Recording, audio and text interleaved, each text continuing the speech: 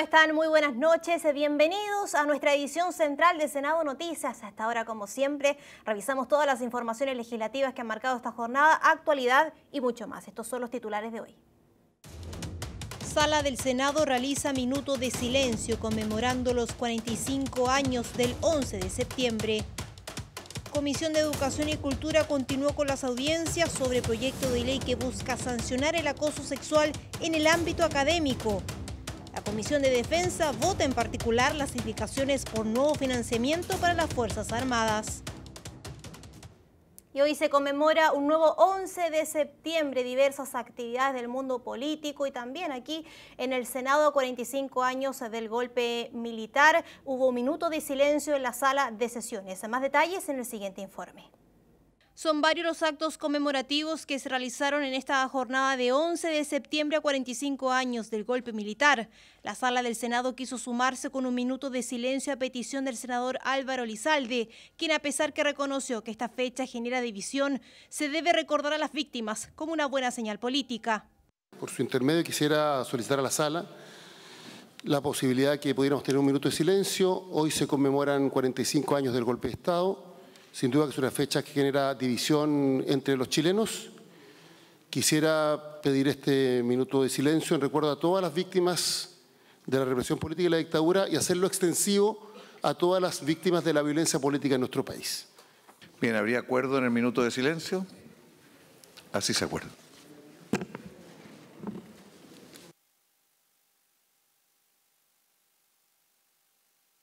Desde La Moneda, en un acto conmemorativo, el presidente Sebastián Piñera convocó al país a que más allá de nuestras legítimas diferencias, recordemos con unidad de aprendizaje y de enseñanza esta fecha, palabras que se suman a una serie de actos realizados por el mundo político. Por eso, en este día que normalmente tiende a dividir a los chilenos, yo convoco a mis compatriotas a que seamos capaces de levantar la vista y buscar en este 11 de septiembre, en que recordamos 45 años del golpe militar, un factor de unidad, de aprendizaje, de enseñanza. Porque los países que no aprenden de su historia están condenados a repetir los mismos errores una y otra vez. Sobre el rol del gobierno que encabeza, el presidente Piñera expresó su convicción de que la transición para recuperar la democracia ya quedó atrás y que ahora está impulsando una segunda transición para transformar a nuestro país sin olvidar el pasado. Cada vez que nos hemos unido, hemos conquistado los más hermosos triunfos.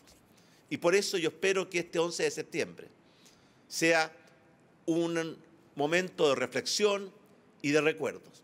Y por supuesto, quiero solidarizar con todos aquellos familiares de aquellos que perdieron su vida ese 11 de septiembre de 1973. En la sede del ex Congreso en Santiago, la Fundación Allende conmemoró la fecha con un acto que contó con la participación de la senadora Isabel Allende, hija del ex mandatario Salvador Allende. Allí, tanto el presidente del Senado, Carlos Montes, como la presidenta de la Cámara de Diputados, Maya Fernández, hicieron sus respectivos discursos. Durante la jornada, también en el monumento de Salvador Allende, ubicado en la Plaza de la Constitución, llegaron militantes del PPD y el PS para realizar un homenaje con ofrendas florales. La instancia fue presidida por los presidentes del conglomerado Álvaro Elizalde del Partido Socialista y Heraldo Muñoz del PPD. La actividad también contó con un recorrido por la puerta de Morandé 80 en La Moneda, donde dejaron claveles rojos en memoria de las víctimas de violaciones a derechos humanos. Y seguimos revisando otras informaciones. Cambiamos de tema. Hoy la Comisión de Educación y Cultura siguió avanzando en el proyecto de ley sobre el acoso sexual en el ámbito académico. Allí rectores, por ejemplo, presentaron su postura sobre cómo va evolucionando el debate en esta instancia legislativa. Más detalles se lo preguntamos a nuestra periodista Valeria Cabello, a quien ya la vemos en pantalla. Valeria, ¿cómo estás? Muy buenas noches. ¿Cómo estás, Betsabe? Muy buenas noches. Así es el punto en tabla que tuvo durante esta jornada la Comisión de Educación y Cultura. Continuar entonces con la discusión en general de este proyecto de ley que busca evitar el acoso sexual en el ámbito académico, una iniciativa que surgió, recordemos, respondiendo un poco a las denuncias que habían surgido durante este año, principalmente durante el primer semestre, y que daban cuenta de una serie de denuncias por acoso y abuso sexual también en las diversas instituciones y universidades de nuestro país. Es por eso entonces que surgen estas 3 mociones parlamentarias que por parte de los diversos senadores de esta comisión y también que integran otras comisiones para poder responder un poco a esta necesidad. Durante esta jornada, ya decía, se tuvo una nueva sesión donde como invitados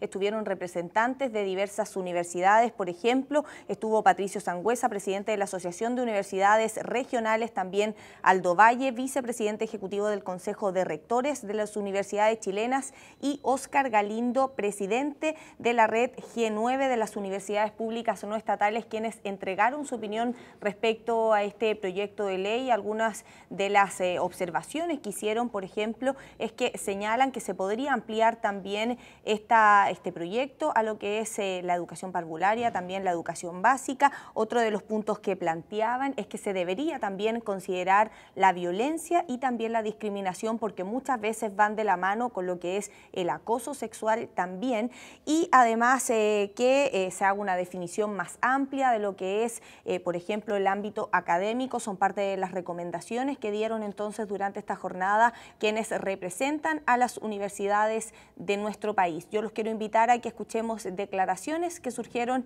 durante el desarrollo de esta comisión, pero también posterior a ella.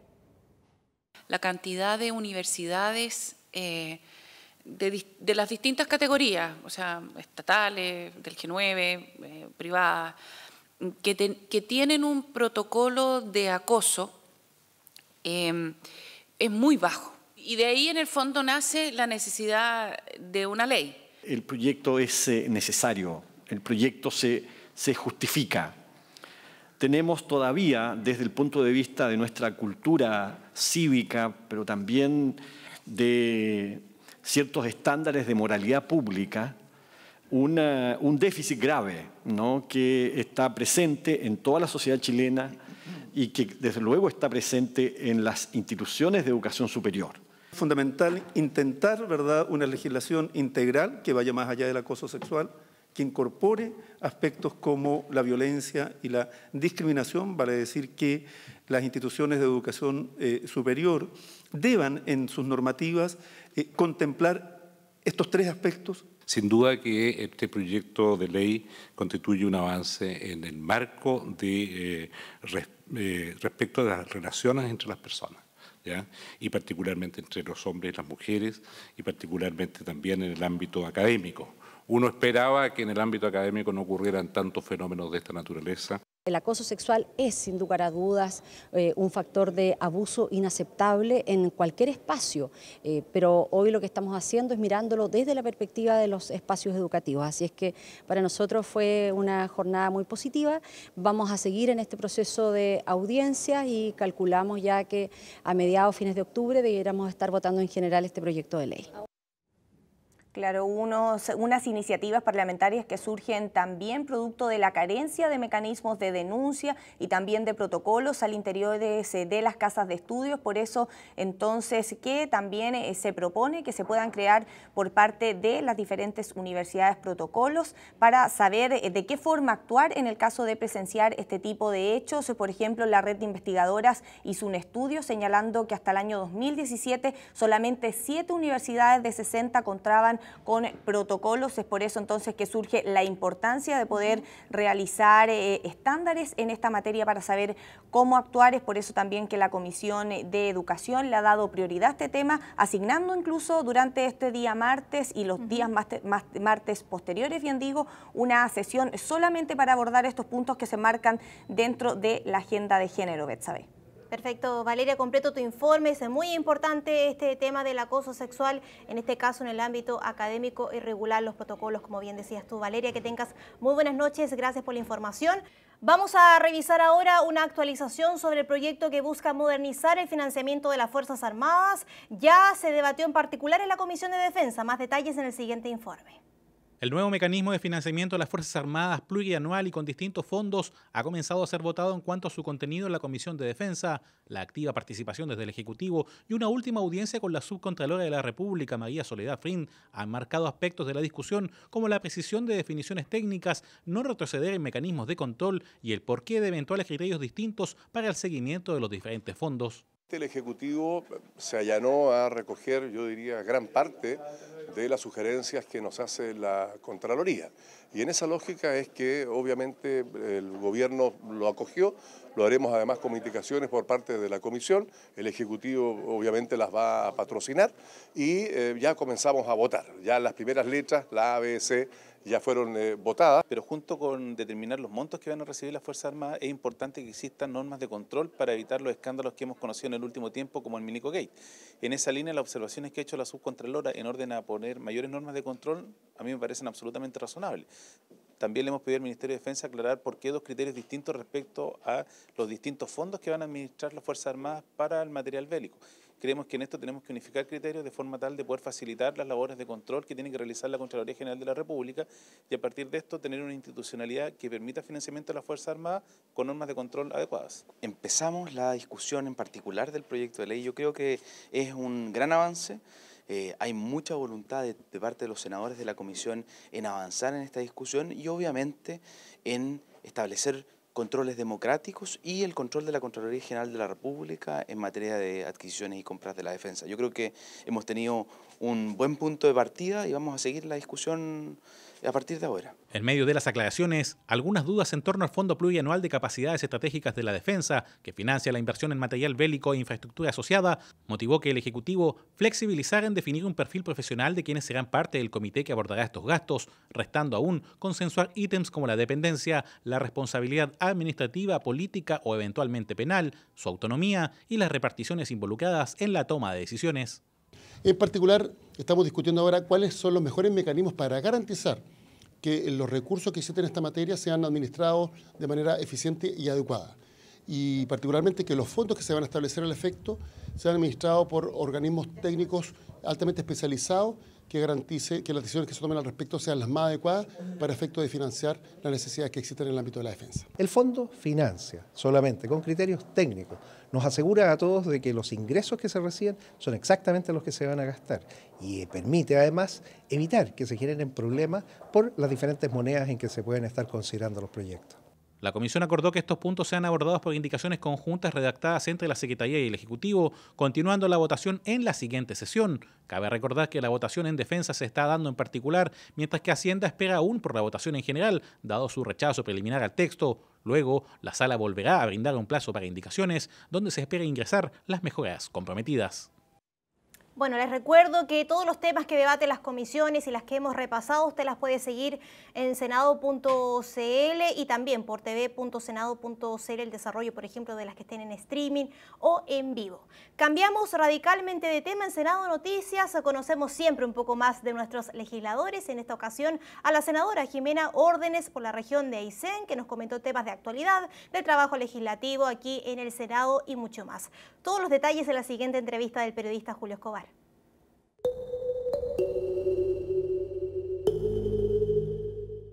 ¿Cómo están? Les damos la bienvenida a esta entrevista. En esta oportunidad vamos a conversar junto a la senadora Jimena Órdenes. Senadora, ¿cómo está? Muy bien, muy buenas tardes. Preguntarle, bueno, la hemos visto muy preocupada del tema medioambiental por su zona, pero hoy en particular hubo una audiencia en la Comisión de Medio Ambiente por lo que ha pasado en Quintero durante las últimas semanas. Se mantiene este manto de dudas sobre si efectivamente, porque se citó a la presidenta del directorio de ENAP, también a la ministra de Medio Ambiente, se mantiene este manto de dudas sobre si efectivamente es ENAP la única responsable. También se formularon cargos contra Gasmar, pero no sé si los deja tan conforme a la investigación que se está realizando, principalmente por las inquietudes que tienen las personas que viven ahí. Creo que respecto a la situación Quintero-Puchuncaví hay que seguir investigando, porque lo que tenemos ahí en primer lugar es una alta concentración de empresas. Por lo tanto, yo parto de la hipótesis que las 15 empresas que están en esa zona sin duda que pueden tener también una participación importante en la situación de crisis socioambiental que vive hoy día Quintero y Puchuncaví. Yo creo que esto también como expresión lo que denota es que se interpela también la institucionalidad ambiental. Si bien yo valoro que existe una estructura, que hay un esqueleto, que se ha avanzado mucho en materia de institucionalidad, efectivamente hoy día no da el ancho o tenemos que mirar en retrospectiva, o sea, que empresas del tamaño de Codelco, ENAP, Gasmar, Copec, entre otras, son varias, que todas cuenten, por ejemplo, con un estudio de impacto ambiental, porque efectivamente, de acuerdo al tiempo que empezaron a funcionar,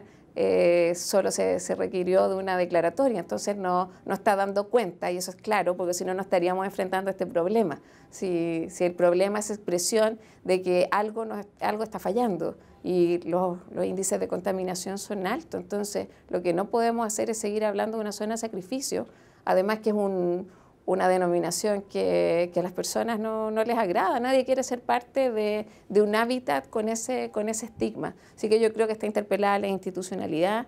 Hoy día también se resolverán probablemente algunos temas en tribunales y tenemos la tarea, yo diría, como Comisión de Medio Ambiente, de cómo crisis de esta naturaleza no se repitan en otros territorios y poder adelantarnos desde el punto de vista legislativo también para que los estudios se realicen, los planes de descontaminación efectivamente aborden la situación que genera contaminación, que se revisen las normas y que, por ejemplo, temas como el monitoreo esté a cargo de entidades que sean más autónomas. Claro. Y no a cargo de las mismas empresas. Que brinden seguridad. Yo creo que y transparencia. Es parte de las conversaciones que se abren con el tema de Quintero Puchuncaví.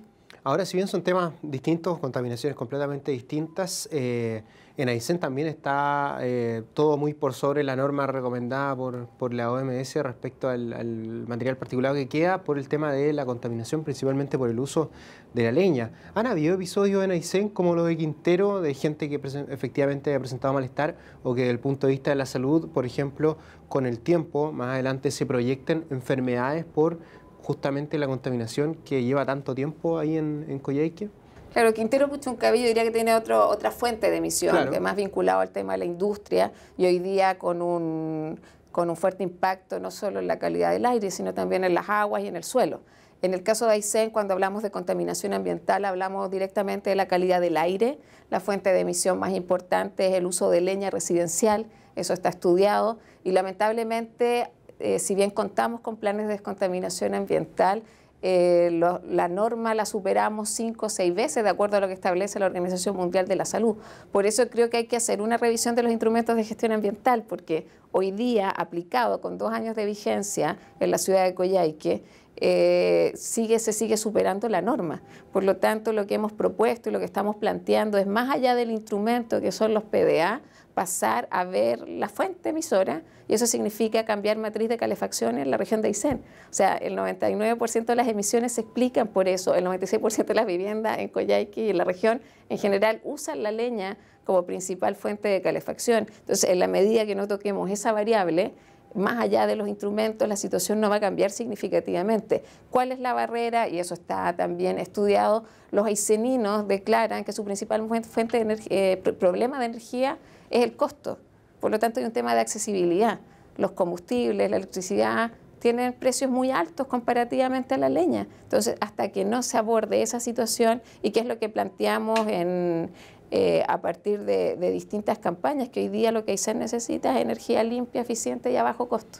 La opción de volver a tener gas en Aysén, ¿se ve más cercana ahora tal vez? El gas es una opción. Lo que yo he planteado es que efectivamente, independiente de la fuente, y ojalá fueran fuentes propias, nosotros tenemos recursos hídricos en abundancia, pero creo que eso tiene un horizonte más a largo plazo.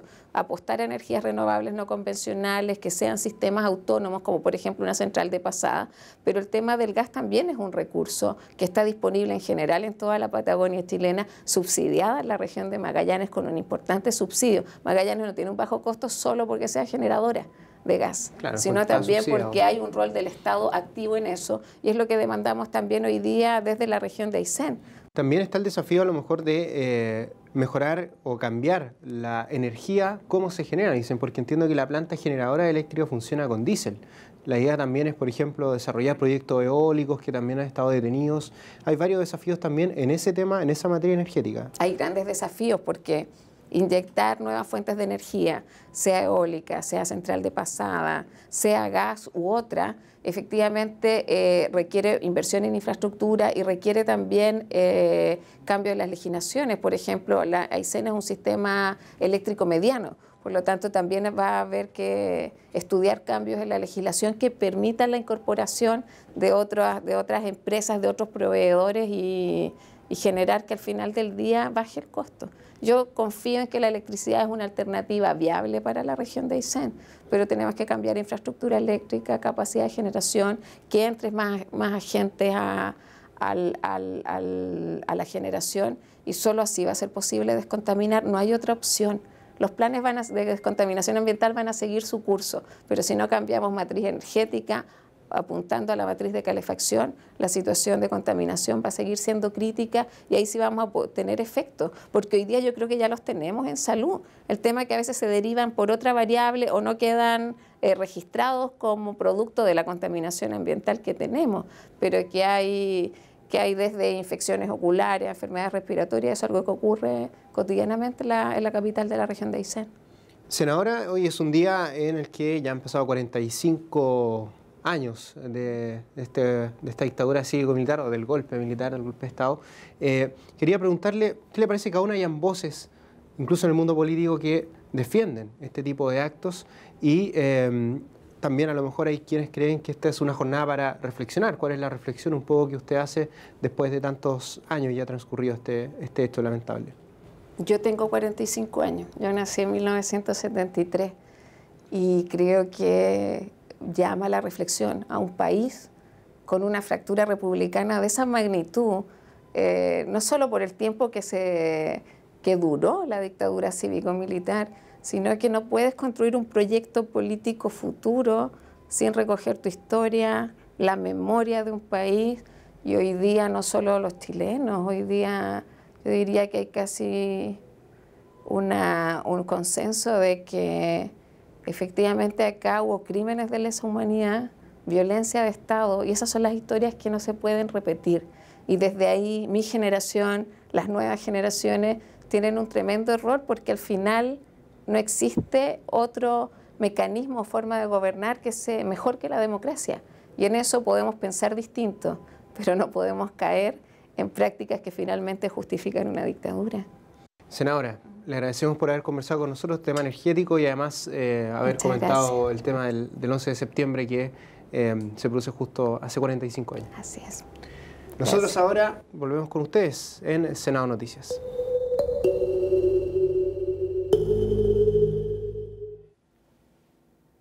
Le agradecemos como siempre a nuestro periodista Julio Escobar por la presente entrevista con la senadora Jimena Órdenes. Usted la puede repetir, por supuesto, en nuestro canal de YouTube TV Senado Chile. Allí esta y todas las entrevistas de Senado Noticias las puede revivir y ahí también en la programación de nuestro canal el fin de semana. Vamos a senado.cl. ¿Le parece si revisamos materias legislativas de la sala de sesiones? Paridad de género en directorios de empresas públicas. Senadores respaldan admisibilidad de la moción parlamentaria. La discusión se marcó en la consulta formulada por la sala procedentemente acerca de la declaración sobre si es admisible o no este proyecto de ley, lo que según el informe de la Comisión de Constitución resultaba inadmisible. Sin embargo, nuevamente la Comisión Legislativa va a tener que discutir este proyecto de ley porque la sala lo declaró admisible este proyecto. Vaya a senado.cl y sepa el contexto, la votación y todas las reacciones de los senadores ante este proyecto de ley, esta moción sobre la paridad de género en directorios de empresas públicas. Con esta información nosotros nos despedimos. Ahí ya tiene las redes sociales para que sepa más del trabajo legislativo en este 11 de septiembre, día especial para nuestro país. Que tenga muy buenas noches. Soy Betsabe Fuentes. Nos reencontramos mañana en Senado Noticias AM.